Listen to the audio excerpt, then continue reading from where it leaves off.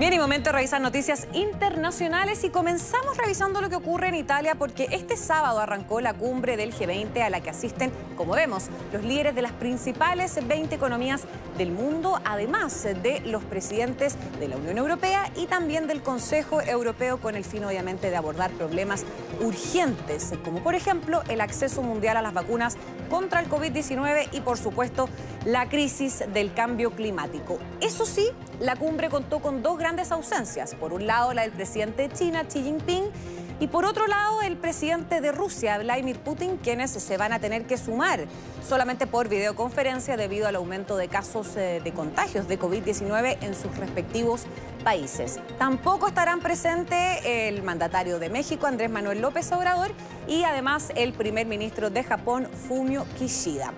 Ahora, vámonos al detalle de la ceremonia. La tradicional ceremonia de imagen ha adquirido, podríamos decir, que una especie de matiz especial de este año, al tratarse, por cierto, del primer encuentro presencial desde el estallido de la pandemia de coronavirus, con una invitación, fíjense, de un grupo de trabajadores de la salud para unirse justamente a este inicio de ceremonia a los líderes mundiales en las escalinatas.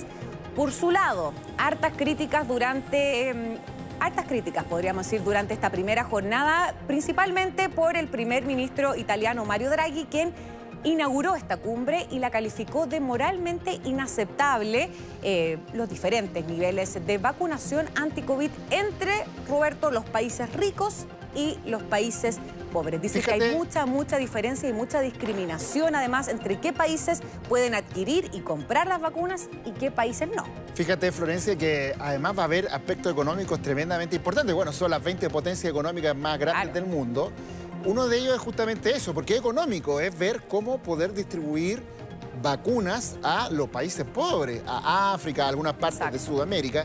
Y lo otro también es cómo reactivar la economía mundial, porque todos estos países, y qué decir nosotros, que somos un país pequeñito, que no tenemos nada que ver con estas potencias, todos han gastado mucha plata, todos están con déficits fiscales y hay que empezar a echar a andar la máquina, reactivar la economía. Estamos en un proceso además que justamente esa reactivación de las economías ha generado una inflación mundial y por lo tanto todos estos temas también van a ser tratados en este G20. Lo de las vacunas, reactivación mundial y, por cierto, qué va a ocurrir con la inflación mundial que nos está afectando en este momento, Florencia. Sí, sin duda. De hecho, ya hay varios detalles que se han dado a conocer justamente a la prensa respecto a lo que se ha avanzado durante estas primeras horas de cumbre del G20 y ya se dio a conocer que los líderes acordaron la adopción de un impuesto. Mira, tú que eres de peras y manzanas del detalle económico, Roberto, es un impuesto mínimo global del 15% a las multinacionales, es decir, un sistema que va a estar basado en dos pilares y que va a abordar los retos fiscales que plantea la digitalización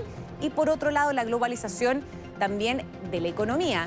Y bueno, tras este encuentro está previsto que, por ejemplo, uno de los protagonistas, hay que decirlo, Roberto, de este encuentro, que es el presidente de Estados Unidos, Joe Biden, se va a reunir con sus pares. El primer ministro de Reino Unido, Boris Johnson, se va a reunir, podríamos decir, porque ya se reunió el día de ayer con el presidente de Francia, Emmanuel Macron, y también con Angela Merkel para discutir precisamente el camino para reanudar las negociaciones. Y esto es un tema no menor para un regreso al plan de acción integral conjunto y además las preocupaciones compartidas sobre el estado del programa nuclear de Irán.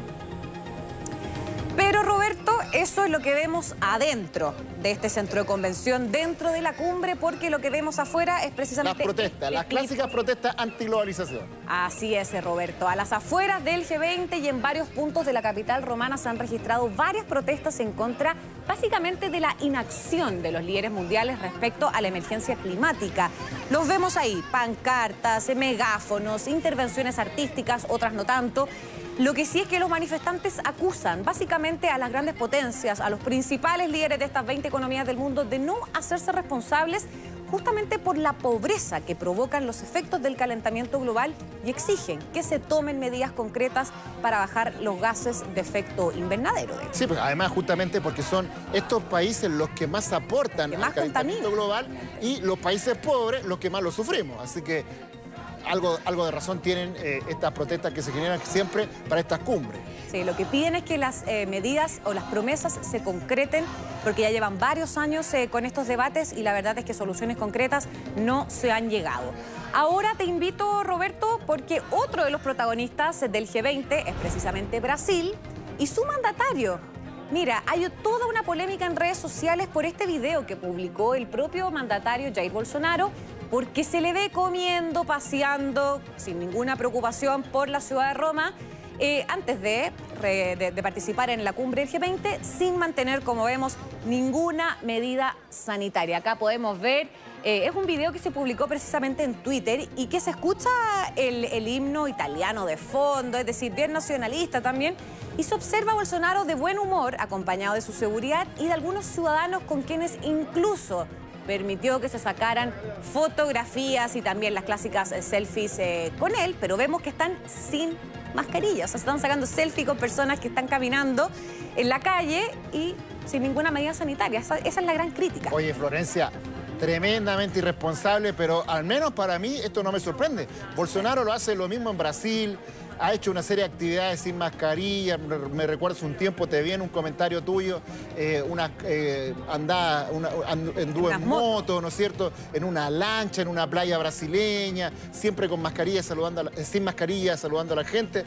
El tema yo creo que ahora es que está en Europa, está en Italia, está en Roma, en el marco de una cumbre donde justamente se está viendo el tema sanitario.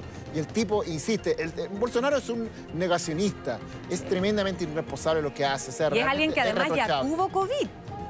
Además, es alguien que ya estuvo enfermo con este virus. Y que Brasil, oye, y Brasil, uno de los países más afectados en el mundo por los contagios. O sea, ¿qué se puede esperar más si la principal autoridad tiene esta actitud irresponsable? Es impresentable lo que hace Bolsonaro.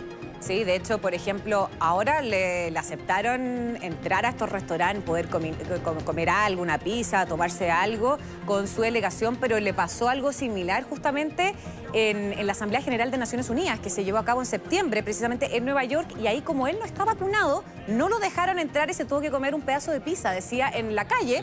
Porque los restaurantes le dijeron: discúlpenos, usted será el presidente de Brasil, pero para nosotros tenemos que cumplir con un formulario sanitario y acá la persona que no esté vacunada no ingresa al local, y se quedó en la calle y él decía que lo estaban discriminando, etcétera, etcétera, etcétera, por su forma de pensar, pero claramente esto era una medida sanitaria. Bueno, se dio el gusto de caminar por las calles de Roma, visitar la Piazza de la Rotonda, la Fontana de Trevi, todo sin mascarilla.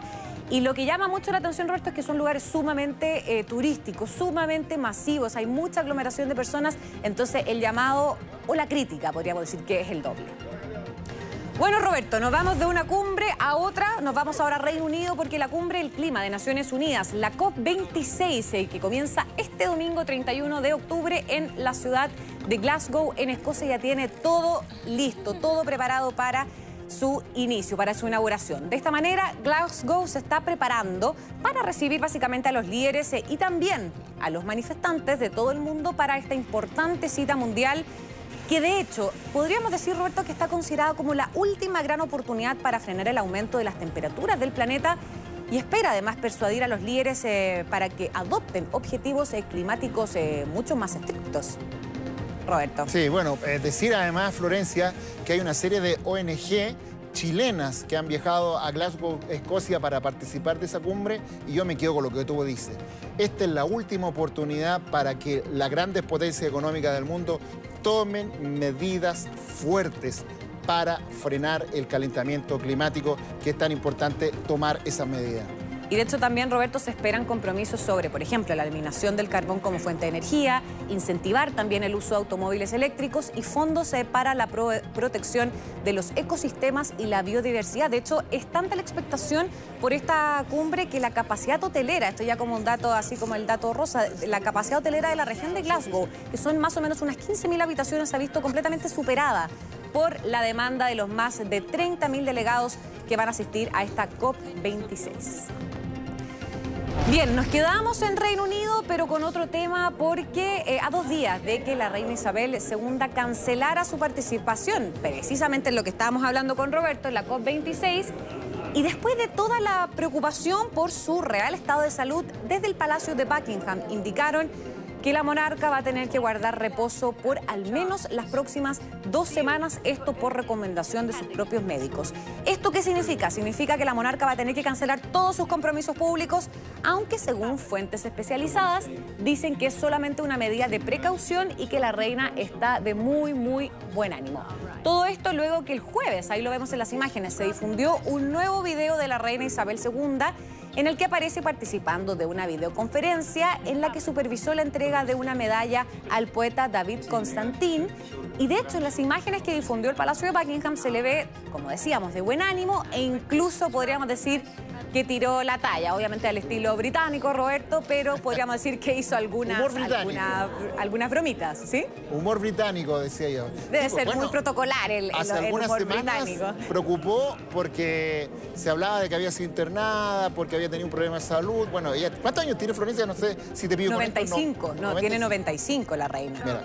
Imagínate que tiene 95 años y el próximo año cumple 70 años en el trono. Es decir, con esto ya es la monarca más, podríamos decir, anciana y longeva del mundo. Y lo que tú decías es que justamente pasó una noche en el hospital la semana pasada por un problema de salud, por unos exámenes preliminares, aunque dicen que no está relacionado con el COVID-19, pero es la primera hospitalización de la reina Isabel en años. De hecho, las últimas 2 hospitalizaciones, solamente ya como el dato curioso, en el 82 fue una de sus últimas hospitalizaciones por una extracción de una muela del juicio y después fue en el 2013 porque se operó la rodilla por un desgarro. Es decir, ni una operación ni una hospitalización muy grave. Por lo tanto, esta hospitalización fue sumamente... Ya quisiera esa salud. Envidiable la salud de la reina, ¿para qué estamos con cosas? Bueno, Roberto, con estas imágenes son las 2:30 de la tarde. Nos vamos a una breve pausa y estamos de regreso con más.